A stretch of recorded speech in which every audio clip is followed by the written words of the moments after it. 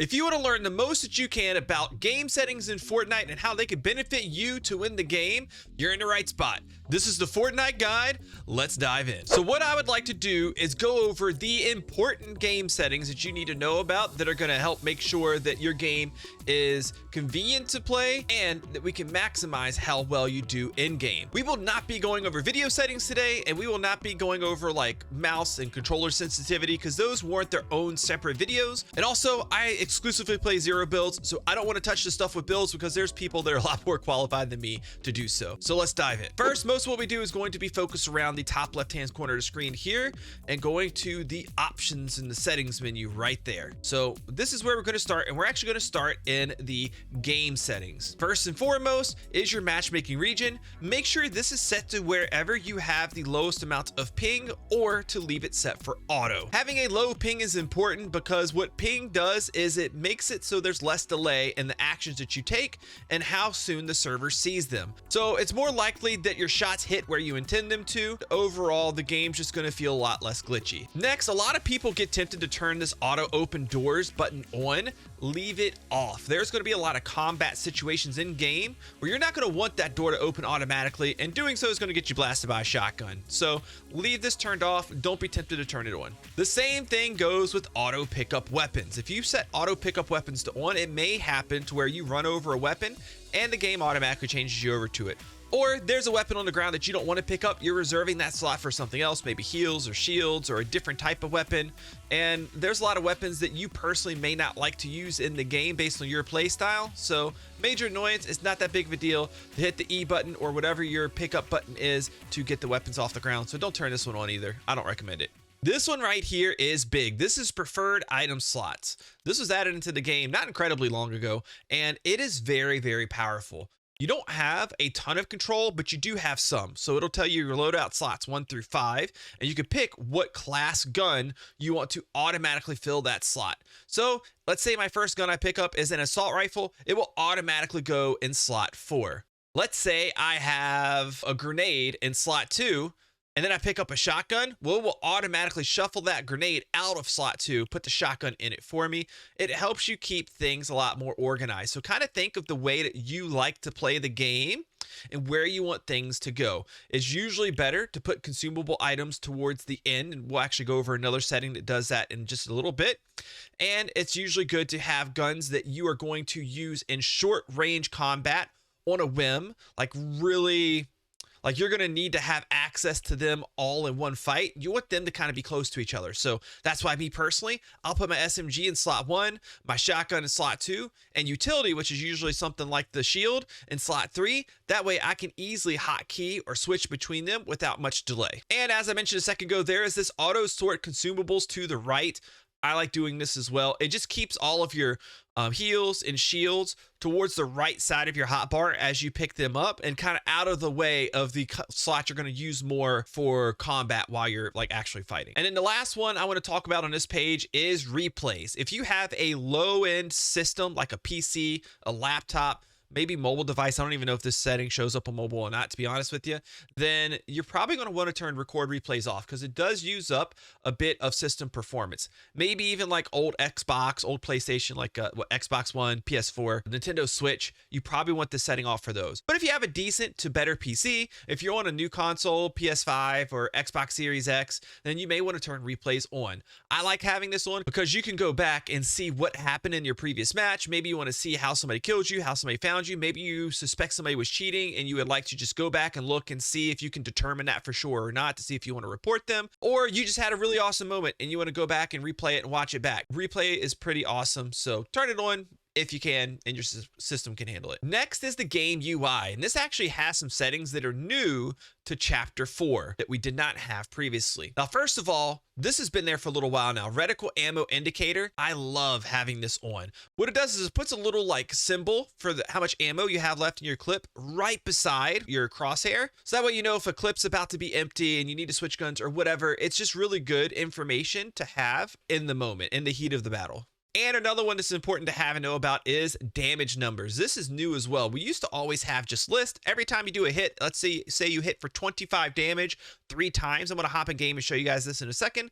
If you hit for 25 damage 3 times, it would show 25, 25, 25. In the heat of the battle, unless you're really good at doing this math in your head and you've been playing for a long time, you're not going to have a great idea of how much total health that you've taken from somebody. But if you put it in cumulative mode, all the damage adds together as long as it's been a somewhat short period of time. So you may see after like getting 4 or 5 shots off that you've done 190 damage to somebody. You know that they're almost dead and that you have a big advantage and they're 1-2 shots away from death and you might decide to push. Having that kind of information is ultra critical to performing well and getting kills in the game. So now that we're in the game, let me show you a few things in terms of what I'm talking about. This SMG, it goes to my first slot. Well, first of all, that's where it would go anyways, but it goes there because I do have that as my assignable slot for SMGs. So let's say I move this over here. I pick up this shotgun. As you can see, it automatically goes in slot 2. Super convenient, so you always know what slot your shotgun is, your SMG is in, etc., etc. So you see, when I go to aim down sight, we do have ammo that appears in the bottom right. It doesn't stay there. It's only there when you first aim down sight, and then when you start shooting, you can see that it's moving down, and I can see I'm almost out of my clip of ammo right now, and I'm out, and I know I have to reload, and I know that reload's coming. It's very useful to have for all guns. You see the twin mag SMG actually has 2 of them because you have 2 magazines in the twin mag, because you get that one like extra fast reload. And then when we talk about damage numbers, right, we got this NPC character right here. If I were to shoot her once, you see that it shows 1 damage number above it, and if you have it in a list, it's gonna put those numbers up above each other like individually each time. But you can see here with cumulative numbers, it continually adds to that as you shoot, but it will reset itself as you take a little bit of time between shots. So that's how list and cumulative work, and some of these other features when it comes to your game UI. And just one last little thing here, like this is the section where you can turn like all of the things that show up on screen and give you information on and off. I keep most of them on. I feel like most of them are worth having. And then you have HUD scale here. HUD scale is how large all of those items appear on your screen. So depending on your screen size and the resolution on the screen that you run, you may want to make this smaller or larger depending on that. So something you can adjust even while you're in game if you want to, just to get a feel for what size is right. For me, I'm kind of used to the 100%. I feel like it's fine, so that's what I keep personally. But feel free to adjust that just to get things out of your way or be able to see things a little bit better. Next one is a minor category, but one I think that needs to be addressed, and that is your audio settings. So being able to hear what is going on in Fortnite is really critically important, and a lot of like gamers that haven't been like shooter gamers for a long time really discount sound, and I want to stress this. So first of all, if you don't have like a decent set of headphones, I recommend getting them because headphones are going to help out a lot in hearing what's going on around you. Next, you want to make sure that everything that is going on around you is loud enough. So I recommend pump your main volume all the way up to 100. Get rid of music volume. Next, make sure sound effects volume is all the way up. That's your gunshots, doors opening, things of that nature. And then set voice chat to whatever level you feel like doesn't overpower what's going on with your like in-game sounds.